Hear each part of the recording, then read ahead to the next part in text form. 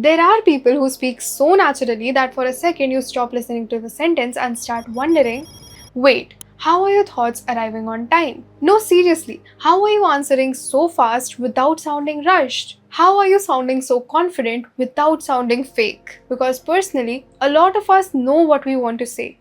That's not the real problem. When someone asks you a simple question, something like, how was your day? What are you doing? How are you? Your brain feels like it received a breaking news. Too many thoughts, too many possible answers. One part of you wants to sound smart, one part of you wants to sound cool. And somehow your final sentence sounds something like three unfinished thoughts trying to survive together. And then later, when nobody asked, suddenly you become the world's best speaker. Perfect answer, perfect wording, amazing timing. And then you watch someone like Priyanka Chopra in interviews. And then something feels different. When someone asks her something unexpected and somehow she doesn't sound mentally late to her own sentence. That is honestly the best way I can explain it. Her words feel on time. And I kept wondering, what exactly are people like Priyanka Chopra doing differently? Now, before anyone says, obviously, she's confident, she's famous. I actually don't think that's the full story. Because fame doesn't actually make you a good communicator.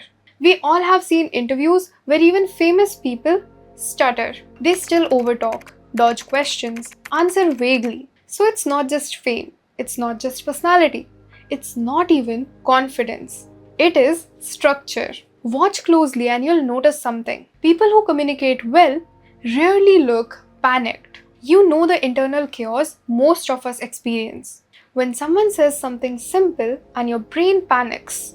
Meanwhile, you're still smiling and pretending everything is still fine. And by the time you speak, the moment has emotionally exhausted you. Because people who communicate confidently don't always feel smarter, they seem calmer. The first thing I noticed is this: people who sound confident don't rush to answer, but they also don't panic. That tiny difference matters. See, nervous speaking feels chaotic. You start talking before even the thought lands. You're halfway through the sentence, but your brain is still deciding the opinion. And somehow you end up using filler words. Like, basically, technically, and that type of stuff. But people who communicate well, they pause. A tiny pause, just enough to let them think. That 1 second makes them sound 10 times clearer. Because silence is not always awkward. The panic makes the silence awkward. So the first technique is simple. Pause before you answer. Not for 10 seconds, for 1 second. Let your thought enter the room before your sentence does. Now, the second technique is something that I noticed in strong speakers. They don't just throw random thoughts, they structure their answer. And one of the easiest structures that you can use is the prep method. P. Point. R. Reason.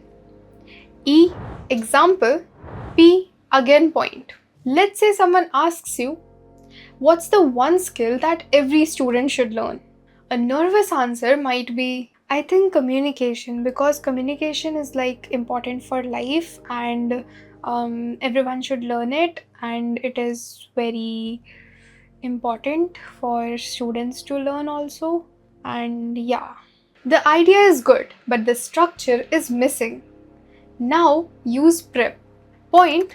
I think communication is one of the most important skill everyone should learn. Reason. Because even if you have ideas, they only create an impact when you have expressed them clearly. Example. For instance, in a class presentation, two students may know the same answer, but the one who explains it clearly will usually sound more confident and convincing. Point again. So for me, communication is not just about speaking. It's about making your thoughts understood. See the difference? The same idea, but a completely different structure. It makes such a huge difference. That is why people like Priyanka Chopra sound so confident in their interviews. It's not that their every sentence is magically perfect. It's that their answers have a direction. They know where the sentence is going. Another thing is that confident speakers trust themselves. And I don't mean arrogance. Because why do we even do this? I don't know if this makes sense. I might sound stupid, Maybe I'm wrong, but like at least let the sentence leave the house first. Give your thought a fighting chance. Of course, you can be humble.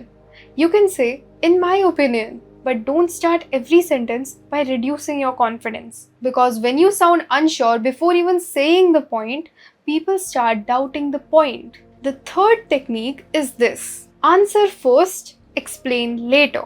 And honestly, this one is so important. When someone asks, how was your presentation? Don't over explain. You have to answer the question first and then explain. You can simply say, it was better than I expected. Then the reason. Because I was nervous at the beginning, but after the first minute, I felt more comfortable. Then point again. So overall, I think it was a good learning experience. That's prep again. Point, reason, example, point again. It makes your answer sound complete without making it unnecessarily long. The fourth thing I noticed is the word choice. People who speak well don't always use fancy vocabulary. And honestly, fancy vocabulary is not the goal. The goal is the right word at the right time. That's the difference. Instead of saying it was bad, you can say it was challenging. Instead of saying I failed, you can say I learned from that experience. Simple words, but stronger impact. You don't need to sound like a dictionary. You just need to stop using weak, unclear words for strong ideas. Sometimes one better word can make your sentence sound more mature. The fifth thing is how you say it. Because communication is not just about what you say, it's also about how you say it. Your posture, your eye contact, your hands, everything matters. Confident communication has rhythm. You say a point and pause for a second. Then you continue. Half of communication confidence is honestly not vocabulary. It's not charisma. It's not perfect grammar. It's structuring and confidence. So the next time you answer something, use the prep formula. Point, reason, example, point again. And honestly, after noticing all of this, I stopped thinking communication as some personality trait people are born with. Because if it was, improving would feel impossible. So here's your small action plan.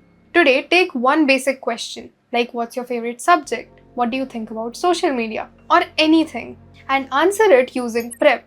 And if you want to really improve, record yourself and notice the pauses, the mistakes, everything. But don't judge yourself. Practice makes you better. So the next time someone asks you something, pause, answer first, explain later. Because honestly, people remember calm confidence instead of perfect wording. So this is Levika, and if this video helped you even a little, don't forget to like, share and subscribe. Thanks for watching.